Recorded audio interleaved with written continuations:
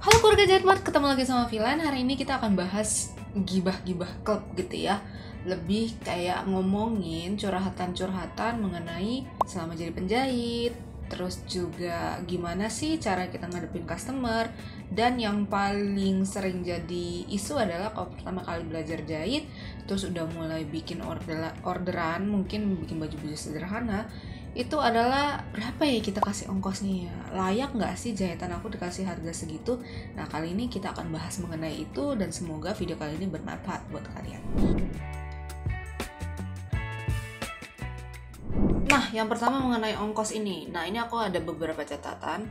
Jadi kita harus tahu dulu ya, kalau ngejahit itu adalah kita sebenarnya jualan jasa, kita bukan jualan produk, gampang basi ataupun produk yang bisa di stok lama, tapi jasa. Jadi otomatis kita harus memikirkan kalau jasa itu adalah kita bisa patok saat kita ngejahit itu waktu badan kita tuh sehat ya, dan juga itu kerjanya lagi maksimal gitu. Jadi kita harus memikirkan juga masalah efektivitas dari energi yang ada di badan kita gitu ya. Nah, tenaga itu juga bukan berarti fisik doang, tapi juga kesehatan mental. Jadi jangan sampai kalian ngejahit itu stres sampai akhirnya kalian mencoba tekan harga gitu, customer nawar gitu ya. Terus akhirnya kerjaan kalian jadinya buru-buru, pingin cepat selesai, pingin harga murah gitu ya, dan segala macam, pingin dapat untung, atau mungkin kalian mencoba menekan kos sana sini supaya jahitan itu bisa jalan, supaya customer itu senang gitu ya. Nah, itu jangan sampai seperti itu. Kalian harus pikirkan kesehatan mental dan juga kesehatan fisik. Dulu aku pernah banget ketemu sama salah satu penjahit. Nah, penjahit ini udah lama ngejahit dan dia nasihatin aku gini.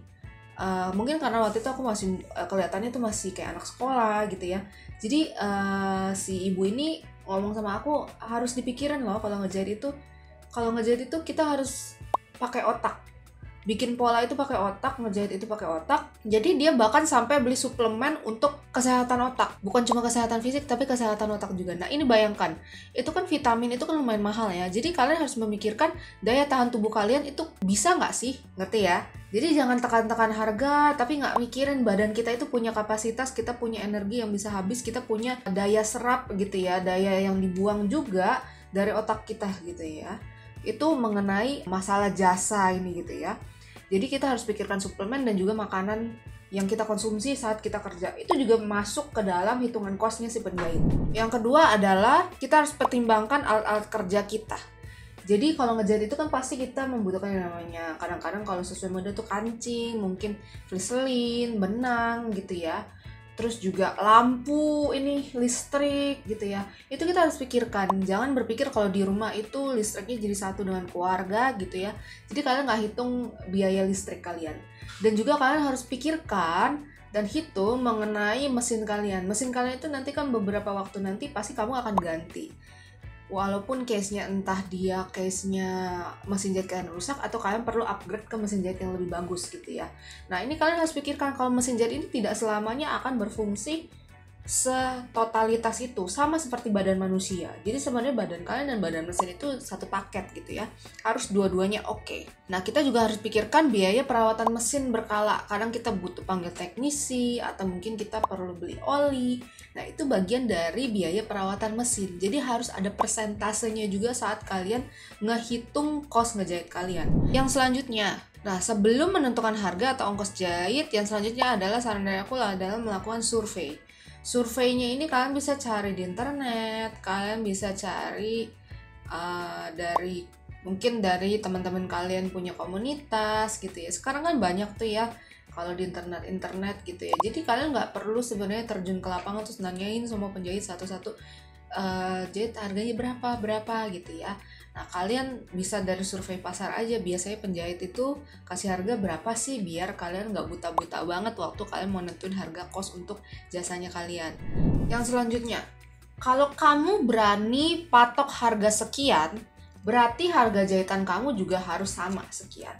Misalnya kalian patok harga dress kalian itu sekali ngejahit gitu ya, yang rapih punya itu kalian patok 300.000 di luar bahan. 300.000 ini udah lumayan mahal loh. Istilahnya dressnya itu ini dengan case dress dengan furing, tapi tidak berbrokat, tapi ada detail-detail tertentu. Misalnya lengannya itu puff, gitu ya.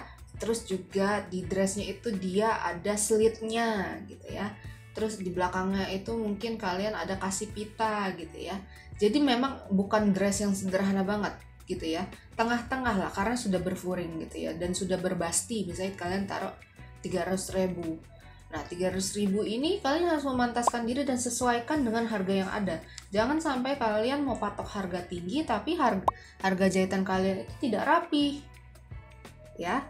Terus gimana kak kalau seandainya saya mau jual harganya itu lebih mahal lagi dressku? Kan ada tuh yang desainer-desainer terkenal kok bisa ya dia lebih mahal lagi, karena dia kualitasnya juga sudah beda ya. Bisa jadi dia pakai kancing yang di luar budget bahan ya, itu dia pakai kancing dengan Swarovski yang benar-benar mahal, atau mungkin dia punya penjahit itu memang jahitan itu halus sekali, rapi sekali, setiap kali satu jahitan disetrika gitu ya.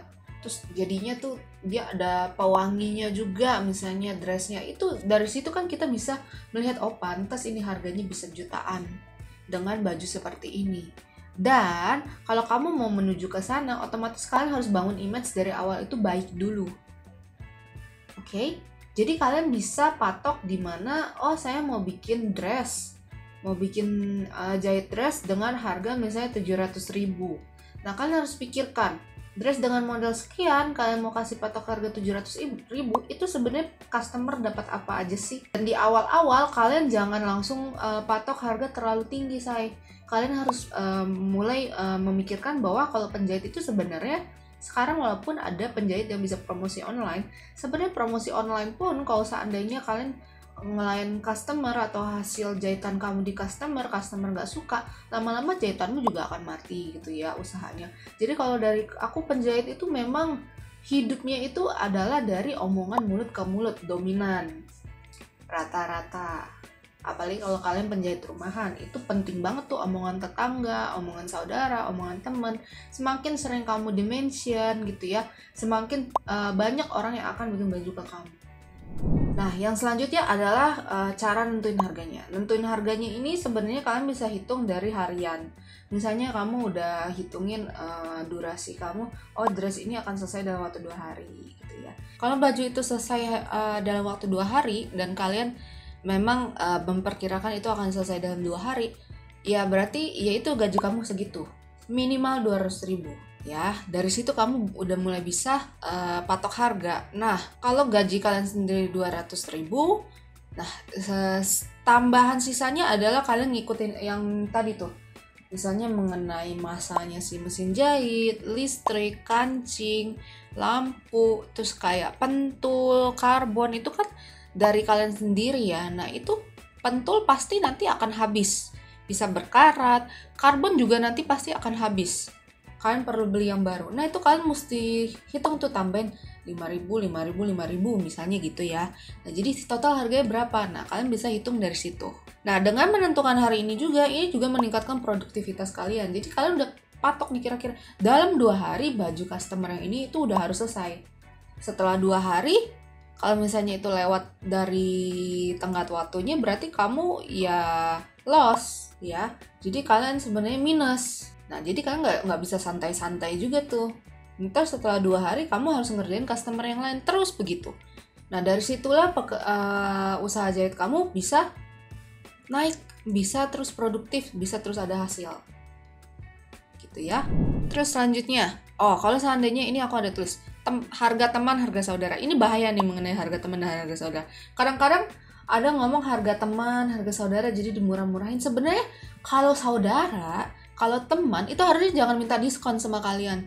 Jadi kalau seandainya ada saudara kalian, aduh murahin dong, kan kita ini saudara, ini tante gitu segala macam. Itu jangan anggap mereka saudara kalau aku. Itu jangan, justru ya. Maksudnya memang tetap saudara gitu ya, tapi jangan kasih harga saudara.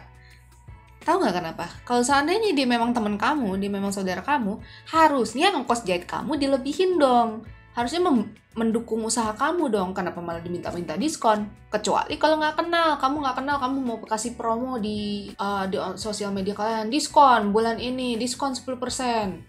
Itu karena kan kalian menarik menarik customer supaya kenal kalian, supaya mau coba sama kalian. Lah kalau saudara sama teman itu kan sebenarnya udah kenal sama kalian gitu ya. Harusnya mereka lebihin, kalau bisa mereka yang tambahin 10%, bukan dikurangin 10%. Ngerti ya?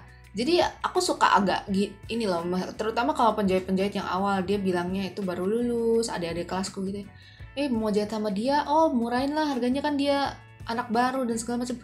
Loh justru karena anak baru harusnya dibantu dong, jangan kasih harga teman, harga saudara gitu ya. Jadi hati-hati ya buat kalian yang baru pertama kali buka usaha jahit, terus kalian harga temen ini udah kasih murah deh. Jangan gitu ya, nanti usaha kalian nggak konsisten harganya, bahaya itu. Nanti dia udah ngejahit, ntar siapanya kenalannya dia nanti datang, harganya segini, ntar terus gitu.